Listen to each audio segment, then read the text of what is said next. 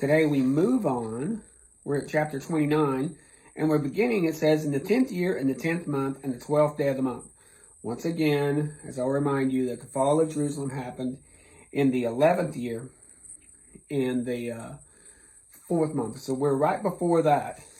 And so it seems like we did the 11th year in chapter 26. Now we're going back to 10th year. Now, remember, Ezekiel is not going chronologically exactly. He's putting these all together also based upon who the author is. It's much easier to put all of, the lamentation for Tyrus in with the scriptures about Tyrus and putting Egypt with Egypt. So it's okay for us to say it came to pass in the 11th year. Now we're going back to the 10th year, 10th month, where he's talking against Egypt. So he seems to be when Ezekiel, or whoever put these manuscripts together, because they were all smaller manuscripts. You have to understand that. He didn't sit there one day and write 48 chapters in a week. This is codifications of him holding on to these, or people holding on to them, and putting them all together. And so here we have him putting them all together, but we're going back to the 10th month, because we're going to be talking against Pharaoh. Once again, Egypt was a place that Israel would always try to find a strong ally. Instead of going to God for protection, which they were supposed to do, they would make alliances all around. And that's why God was trying to take them away. But also, the nations were also briars. As we saw in 28, these places were thorns. There were also places where you could get idolatry. There's places where you could connect with people who are like-minded in their idolatrous, in their nudity, in their hypersexuality, in their viewpoints. And remember, this is cultural, unfortunately, for that entire region to be hypersexual. We see that with the, like I've said, with the Canaanites. Like I said, going back to using Pompeii as an example up in the north, is they had pornography in the walls. When you look at the history of pornea, it always goes back to these times. There's some art that's so pornographic that it's kept in a room that you can only see with a key, and only certain people can see it because it's so vile, but yet they consider it works of art. Fine. But here we have in the 10th year, in the 10th month, and the 12th day of the month, he's coming prophesying against Egypt. And I am against you, Pharaoh of Egypt, the great dragon that lieth in the midst of the rivers. Now remember, he equated Tyrus with the sea. And Tyrus was off to the side of the Mediterranean, and used those kind of motifs. Here we're dealing with a river. A river society, and he's going to use river analogies like crocodiles and the flowing of rivers and all of this. The dragon here is like these gigantic crocodiles. The big long ones were considered also dragons. Plus, there may have been some animals that are extinct that would be considered seafaring dragons. There's all kinds of stories of that. Maybe they're extinct, or maybe as people grew and as people went, they found themselves going away from men because they were afraid of men. Maybe you don't see them because of society encroaching on their places. Be that as it may. Here he talks in the great dragon that lieth in the midst of the rivers, saying, the river is mine, and I have made it. Now listen to the voice that he's saying that Egypt has, similar to Tyrus. Tyrus said, I am the God. I am done this. Look what I've done. Look what I've built. Later on, we'll see Nebuchadnezzar saying the same thing. Look what I've done. Anytime you say, look what I've done, God has a problem with it. Because look what God has done. Well, look what God has allowed. Look what God has grown. The river is mine, and I have made it for myself. I've made this for myself. It will serve me. I made the river, which is a lie, and the river will serve me. But I put hooks in your jaws, and I will cause the fish of the rivers to stick in your scales. And I'll bring you out in the midst of it, and I will leave you thrown into the wilderness, thee and all the fishes of all the rivers, and you shall fall in the open fields, and you will be meat for the beasts of the field. Now the idea here, the imagery of taking something from the water like that, like a giant crocodile or this beast, dragging it out, and all of the fish that are connected to it, and dropping it into the wilderness so it can be eaten by the fowls of the air and by the animals and all of this. That's what he's saying. That's the imagery here for Egypt. And he goes, I am the Lord, so that the inhabitants will know that I am the Lord, because they have been a staff or a reed to the house of Israel. In other words, they've been somebody that Israel has been counting upon. Remember when Rabshakeh was trying to was making fun of Hezekiah and say, you're going to go count on Egypt. He's like having put your hand on a reed and you'll put your hand through it. You know, that's the power of Egypt, according to Rabshakeh. Here we see this same imagery, that he's just a reed to the house of Israel, someplace where the house of Israel can go and find sustenance instead of their God. And when they took hold of thee by the hand, and you did break and rend all their shoulders, and they leaned upon thee, and you broke, making all their loins to be at a stand. You couldn't help them. They they tried to lend on you, and you broke. They tried to lean on you, and you broke. So that's what it's saying here. I will put my sword upon you, and the land of Egypt shall be desolate and a waste. And the river, because you've said the river is mine, and I have made it. Therefore I am against thee and against your rivers. And I will make the land of Egypt utterly waste. And again, like I've made several times, where is Egypt today? It's never again been the superpower. It's only in its past glory. And we're going back thousands of years. Now, nothing but a bunch of, temples buried in the sand. But he says he's going to drag them away. I'll make you desolate, but not a foot will pass through it for 40 years. Now, it's interesting that, he's going to make it 40 years, but this will be after the 70 years captivity. This will be during the 70 years captivity of Judah. But here we have, even if Egypt comes back after 40 years, they're not going to be the power player. They're not going to have the time or the resources to become the power player that they were, that Israel can count upon them. So Israel comes back in 70 years from its fall, but somewhere within that 70 years, Egypt falls. I could look it up if I wanted to on Google. But they're gone for 40 years. Now, they do come back in the land, but they're never as powerful. But they do come back. I'm going to make your cities desolate, and I will scatter the Egyptians among the nations, just like he's done with all these people groups. Thus saith the Lord, at the end of 40 years, I will gather the Egyptians from the people. And I will bring again the captivity of Egypt and cause them to return to the land of Pharaohs. But there they will be a base kingdom. Notice this, a base kingdom. That's one, what Paul said, that I know what it's like to abound, and I know what it's like to be abased. They're going to be a base kingdom. They're never going to be a powerful kingdom of pharaohs or a kingdom of leaders or a kingdom of influence. Again, so you're going to be a base. And it will be the basest of kingdoms. Neither will it exalt itself any more above the nations, and I will diminish them, and they will have no more rule over the nations. Has Egypt ever ruled over anybody? No, not since then. And it shall be no more confidence of the house of Israel. Once again, he's making decisions here, so that when Israel comes back in the land, they've got rid of all these briars. All the briars are gone, but they don't have someone to the south that they can count on. They're going to have one person to count on, and that's Jehovah. But they're going to reach up north, and they're going to reach into the Greeks and all these other, they go and look to Rome and all this kind of stuff later on. They make all kinds of alliances. But with these groups, no more. You will not look to Egypt for your confidence. And it came past in the 27th year. Now we're going 27 years. We went from the 10th year to the 27th year because this prophecy pertains to Egypt. So even though he got the prophecy 27 years later, which is in the middle of those 40 years, by the way, somewhere within those 40 years, he gets a prophecy from God about Egypt. And listen to what it says. It's very interesting. It says, in the 27th year, in the first month, and the first day of the month, the Lord said, Son of man, Nebuchadnezzar, king of Babylon, caused his army to serve a great service against Tyrus. Yes, they did him a service going against Tyrus. And he's going to give them Egypt as their payday. Egypt will be their spoil for taking Tyrus. For wiping out Tyrus, Egypt will be their spoil. It says, behold, I will give the land of Egypt under Nebuchadnezzar, and he shall take it with a multitude, take her spoil and take her prey, and I will give it to be wages for their army.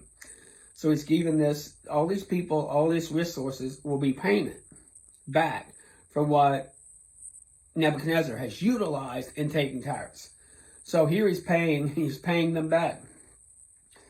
And I've given him the land of Egypt for his labor wherein he has served it, because they were wrought for me.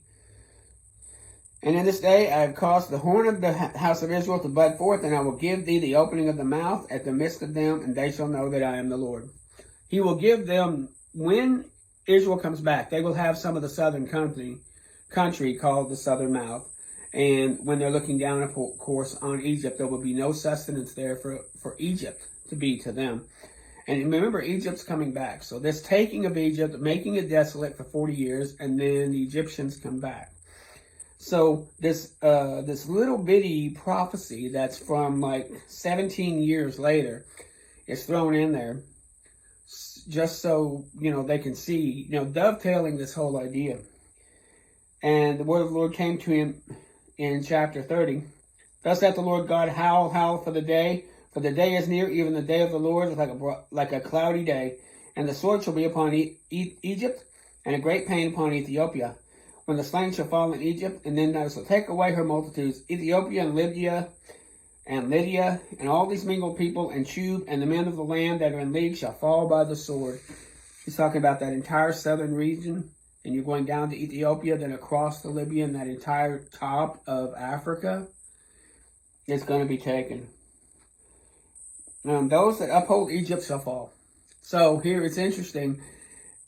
He took away Egypt from Israel. Now he's going to take away those that support Egypt.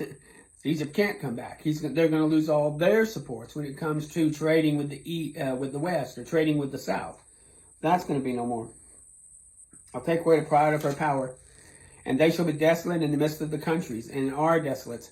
And they will know that I am the Lord when I have set a fire in Egypt. And this is going to happen.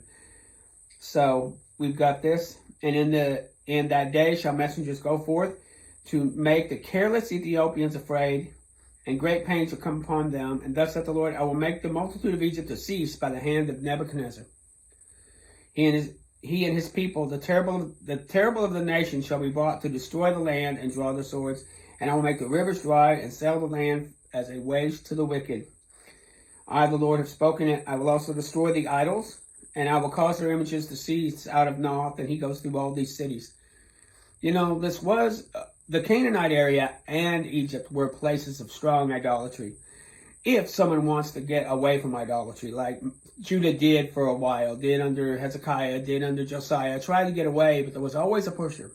They're always like a person who's hooked on heroin or hooked on drugs, and there's always a pusher going, hey, here's some free stuff. Hey, come back.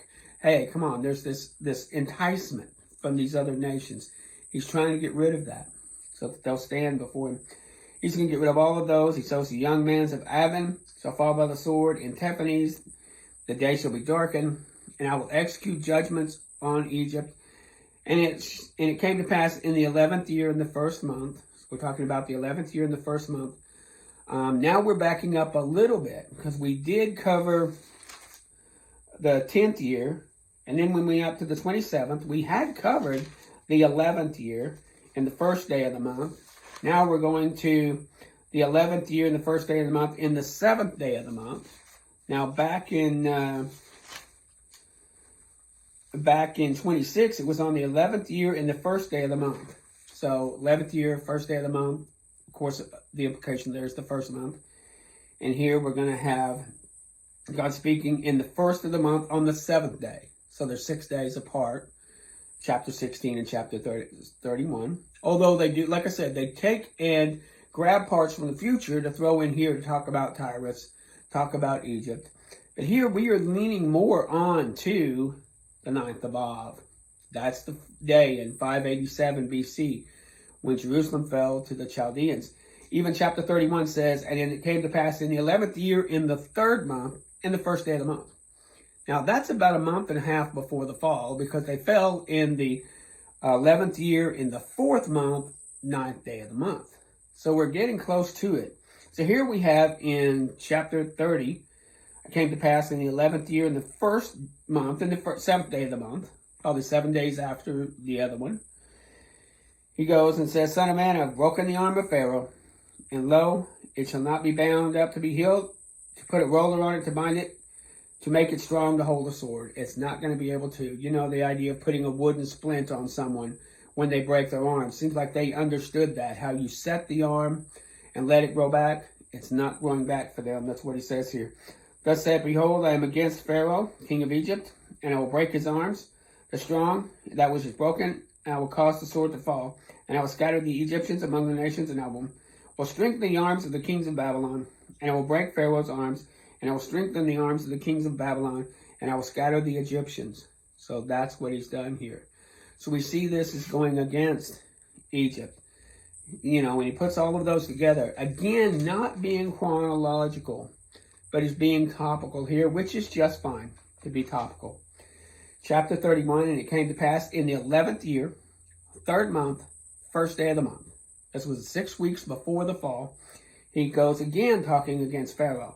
Behold, the Assyrian was a cedar in Lebanon with fair branches, and the waters were great about him. He uses a lot of poetry about Assyria, about how beautiful it was, how beautiful Assyria was. And the waters were great, and they were deep, and the rivers were running around their plants, and the height was exalted above the trees of the field, and the boughs were multiplied, and the branches were long.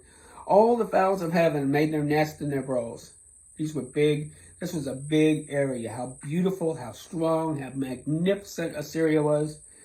The cedars of the garden of God could not hide him. He's such a magnificent city that it would be above the trees. Not even the cedars that God had created could hide what the Assyrians had built for themselves. And he talks about them and their branches, and not any tree in the garden was made like him in beauty. And I made him fair by the multitude of his branches. He prospered these people, but they turned away from him like all these groups did.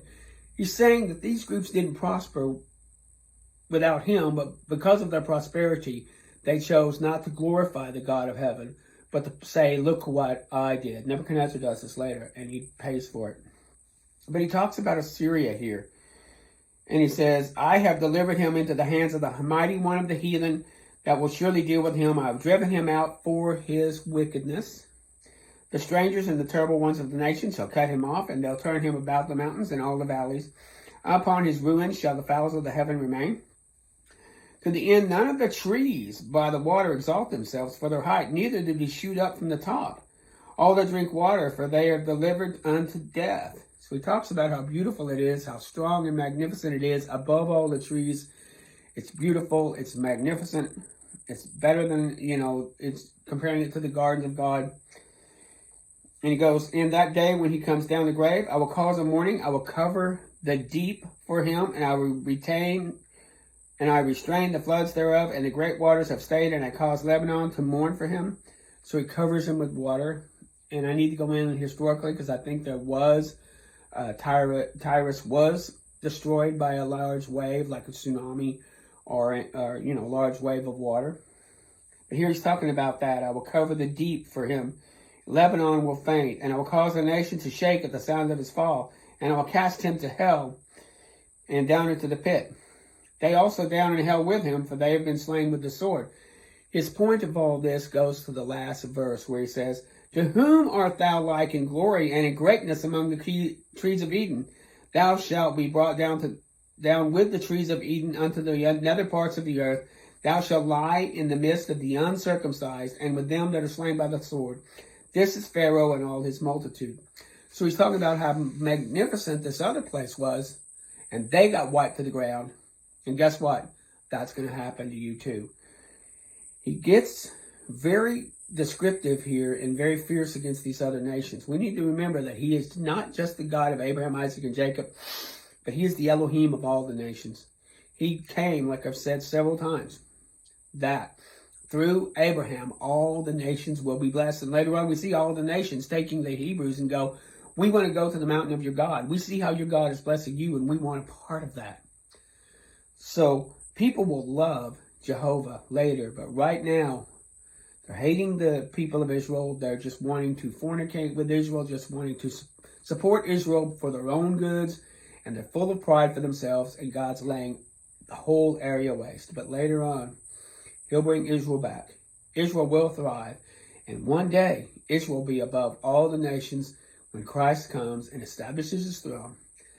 Until then, Israel needs to call out for her God. But here we're seeing he's judging the nations just like he said he would. Thank you.